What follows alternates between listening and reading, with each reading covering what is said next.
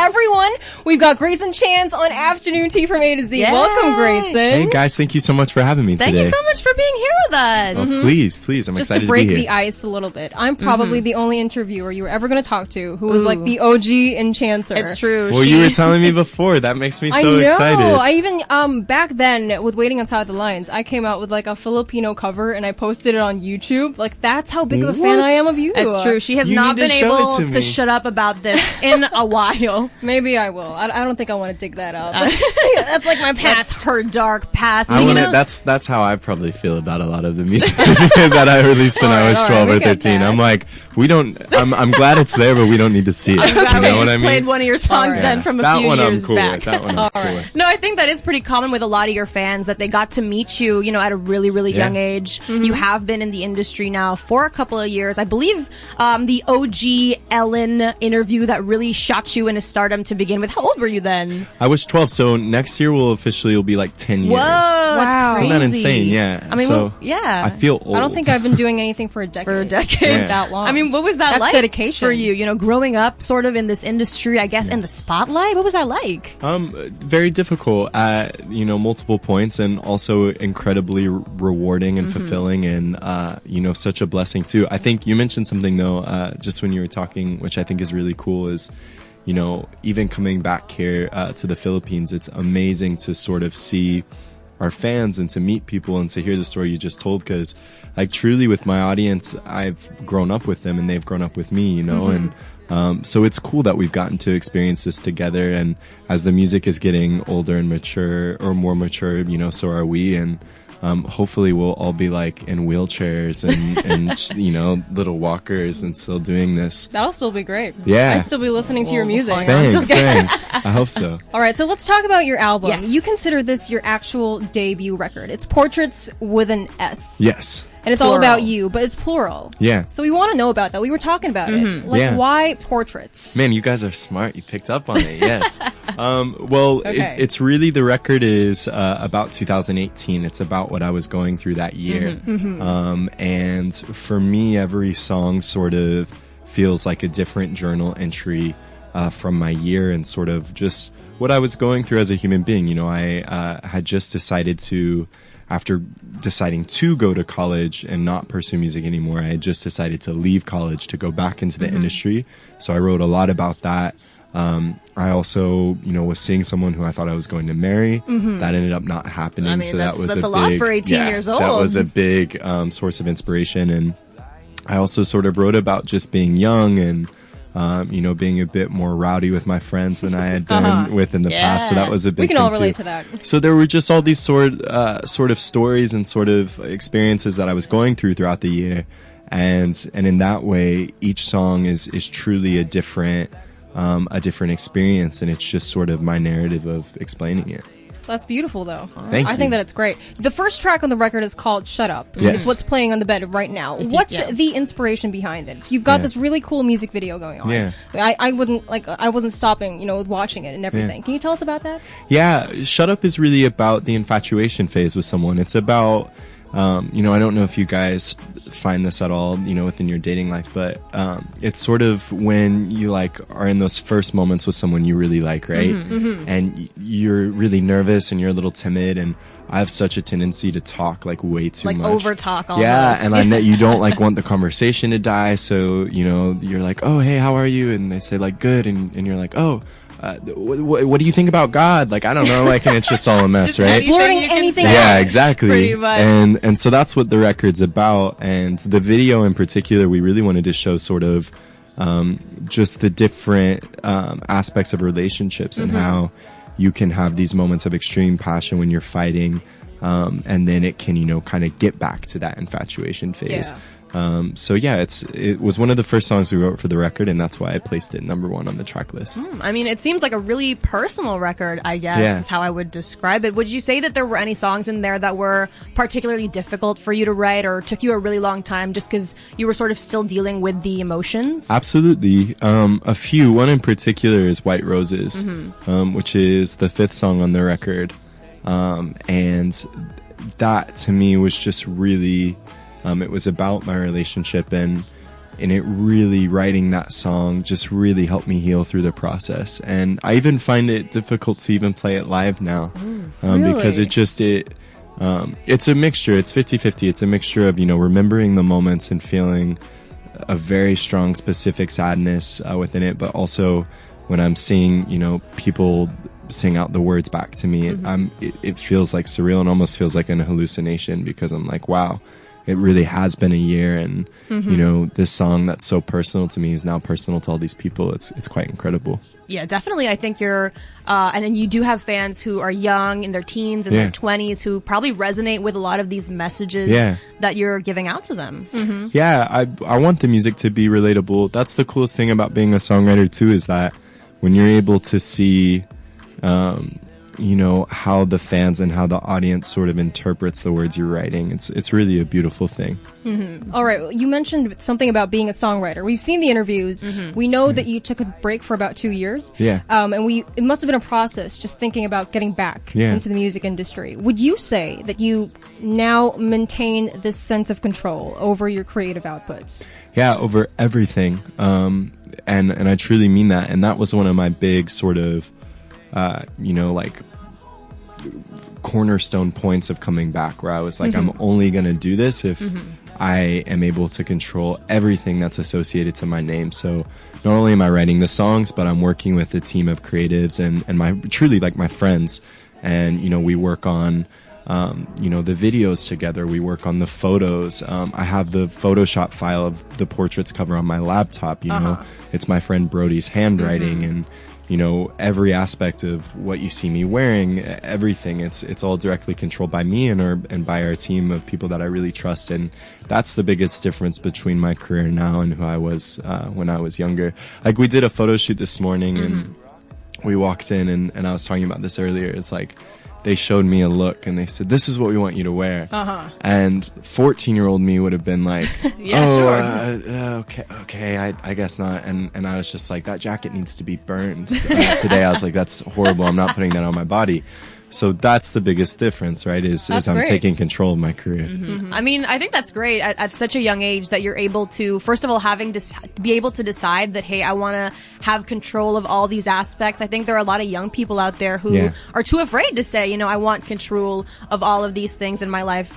Earlier today, we have a segment here on the show. It's called Spill the Tea. Yeah, right? We're basically just gushing about whatever is anything popping under into the sun? Our heads. And today we were actually talking about taking breaks, particularly from things that you love, whether it's your job, your passion, your career. And as someone who has been able to take a break, from your career for something that you really, really love, what would be your advice to people out there who are considering it or are maybe afraid to do it or unsure? I think the first thing is, and this is what I've learned, and I, at the same time though, I feel like you only learn this in hindsight, but I noticed towards the tail end of, me being in music and me about to go to college, is I began to resent what I loved. Yes. Or what I had previously loved, exactly right? What we were talking Yeah, exactly. about. And so I began to resent it, and in that way, it sort of triggers a thought in your mind where you're like, okay, well, maybe I'm actually not meant to do this, and maybe I actually don't love it in the way that I thought. And it was only taking that time away from it. Yes.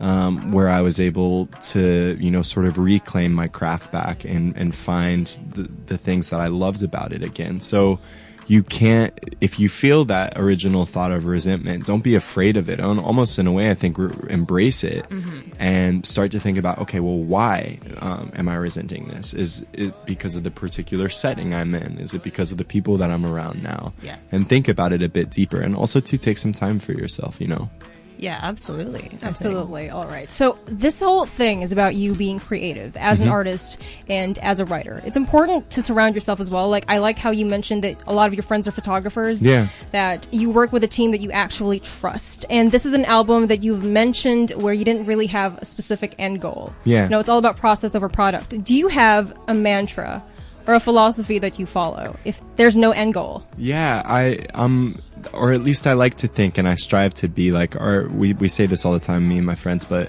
where we're always like, loyalty is our only currency. Ooh, that's nice. So we talk about just, I really like to only deal with people who I know are there and who I know are rocks, and I try to be rocks for people and for friends in my life too. And so I like to live by that. But truly, you know, I don't even, we're just starting to write the second record now, or the next record. And even then, I'm not thinking a lot about fame or money or notoriety. I really want to make music that I like and that feels true to me, because I know that that's when I'm the most happy. You know, it's great to have a lot of people at your shows. It's great to have a lot of people talking about you. But if you're not happy with the music that you're making, i.e. a lot of my adolescent and childhood years, then you're not going to be overall happy. I mean, I think it's great that you had that realization. You know, you've got a lot of young singers these days who kind of stay being unhappy or don't really figure out what it is they want. Definitely. And it's great to see you out here, you know, touring, getting to perform everywhere, playing shows. Can you, I mean, tell us a little bit about the experience? You know, I know you've been in a couple Asian countries. How's it been for you so far? Yeah, well, Southeast Asia has been a place that, you know, really when the States started to turn its back on me, and when, you know, we started to lose a lot of momentum in the States with my first record, Southeast Asia was the place where, you know, I was able to kind of find a confidence again. And it's a place that's always embraced me and really accepted who I was. And, you know, even 2 nights ago, we saw the fans pull out a pride flag in Manila. And we saw that in Jakarta too when I played there on Saturday night, which was so amazing. And this is just a place where I truly feel at home, and I love coming here. I love meeting the fans, and Manila in particular, and the Philippines in particular. Like, you guys have stuck by me through good points in my career, bad points in my career too. So loyalty is my only currency. So because of that, will always be coming back. You pointed to me. It must there be you go. something. She's an OG. Yeah. No, we've got some really, I mean, fans here, I think they're very welcoming with these musicians and artists that they love. You know, we embrace people as they come here. We love, I'm sure you've noticed this, singing along at live shows. Yeah. The people here, they love to sing. So we loud. sing it like it's our own song. Pretty much. That's how Filipinos do it. Which is the nicest thing too. Absolutely. That's great that you appreciate that. Oh, please. Yeah, absolutely. All right. So this is usually the part of the interview where we ask artists, you know, to follow them on social media or to listen to their music. But would you happen, because we talked about your creative process a lot, I in particular am very interested in that. Would you happen to have a message for those creatives or just people who are trying to pursue their craft or possibly restart their process? Yeah, I think the number one thing, and it is a little cliche, but make art and make something that you would enjoy as a consumer. That's super important. So if you're a musician, make a song that you would want to listen to. That's the most important thing. Don't try to, you know, think about, oh, are they going to play it on Magic 89.9? Are they going to do this? Are they going to do whatever, right? Think about, what do I want to listen to and what's really inspiring me?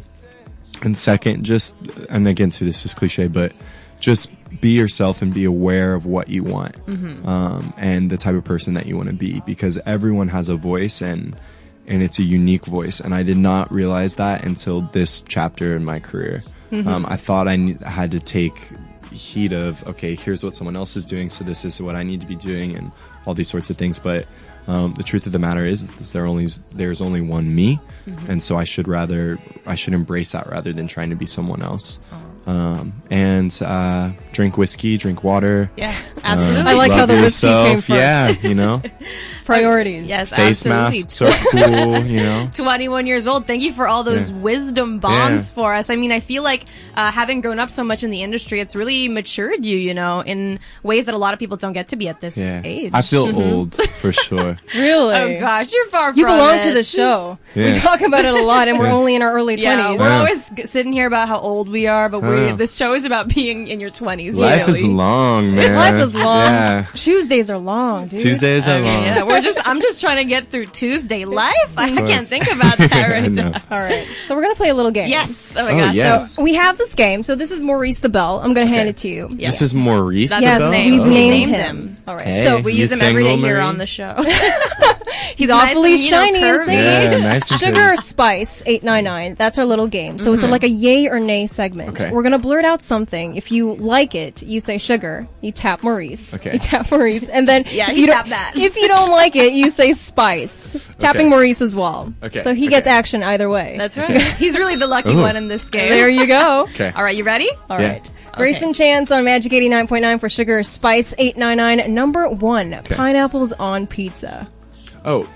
Wait, sugar's good? Yes. Yeah, sugar for Oh sure. my God. Ooh, she's like a pineapples on pizza I am apologist the only as well. one who likes it around here. Around here, yeah. I don't understand why people don't. I know, think right? it's so good. Like Talk if the to everyone pineapple else. is You are fresh, in the like- minority. They balance but we respect Yes. that. flavor. We respect Yes. that. Just because he's here now, you respect it? I've always respected it. I just don't eat him. Okay, your turn. Okay, number 2, going a little bit deeper.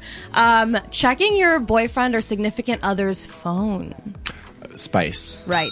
Trust is everything. Not smart to do. It's not a door that you want to open. And if you have that urge, then that means you need to talk to them because Yeah. something's not right if you don't trust them. There you go. You're always going to get a bad result no matter what you do. If Also, you go if down that route. if my significant other checked my phone, I'd be bad. be out that door. Number 3, durian. Oh, spice. That's Durian. 3 taps on Maurice. Durian is by far the most abhorrent, gross, truly He's detestable passionate thing. I mean, even ever. the smell, right? The smell, the taste, like But you have tried it. It's truly, because they made me when I was a kid, and maybe this is why I have so many problems. Now looking back, Blame it on the durian. It's so gross, and I get that like some people like it, cool, whatever. I guess it's fine. It's fine, yeah. So you like pineapples on pizza. Yeah, Other some people like durian, durian. you Yeah. know. Next one, the 3-month gap rule for breakups. So you got to wait 3 months after a breakup at least to get into a new relationship. Spice. Yeah. And the only, not that like, well, follow your heart. Like if someone is broken up with you and then all of a sudden like a few days later or a month later or a week later, someone catches your eye and asks you to dinner, like if you feel like you're ready for that, Right? go for it. There are no rules. So everyone out there, if you're pondering, just go for it, Yeah. whatever Go for it might be. Whether it's the creative process or romantically, Yes. just go for it. Go for it, man. Okay, number 5, vlogging. Pauses. What was with a pause? Spice. Spice? Ooh, Really? How so? Tell Okay. us about it. I just, I think I like how he's people- thinking hard about this. because I have to be careful because I'll get yelled at online. But I think people should think about their contribution to the greater society. And I think there are vloggers that do it really right and that have intention and are creative. Yes. And they're contributing something that's meaningful. And then there's like another 80% that's just absolute trash, absolute garbage. And I don't watch it. That's pretty much There it. you go. You got to do everything with purpose. Yeah, thank you The for right that very purpose. Truly carefully though. treaded answer. Now, I'm not saying against everybody. Yeah. You got that, right? Okay. Yeah, There are some people that absolutely. do it really, really right. Yeah, All definitely. right. I mean, There you go. There you go. Okay. That's Greyson Chance for Okay, you that was guys. fun. All right. Fresh I'm so off- glad you guys got to drop by. Like, Oh, really. me too. Yes. I'm probably the happiest person here. She is, and I know you've been kind of sick recently, so I'm glad you Yeah. got feeling good today and Yeah. came by the show. We're We so appreciate happy it to a have lot. you. Oh, please. Thank you guys so for having much. me. I hope you enjoyed your stay in Manila. Are you leaving soon? I am. I'm leaving tomorrow. But I can't talk exact specifics, but we will be back at the top of the year to bring the Portraits hear World that? Tour here. All right, so So take stay note, up to date. you guys. Yes. Yes. All right. Start saving up your He's money coming for back. those concert Yes. tickets because Greyson Chance is coming back. So again, thank you so much for joining us today. We're so happy to have you. Do you have one last thing to say to your fans here in Manila who are tuned in? Or possibly just outside the office. Yeah. We're gonna go say hello here soon. But I mean, an immense thanks to this entire country and to the people here for supporting me for the past 10 years and for supporting Portraits. It truly means the world. We'll see you in 2020 and mahal kita and mahal kokayo. Mahal ka namin din. Yeah. We love you, Grayson.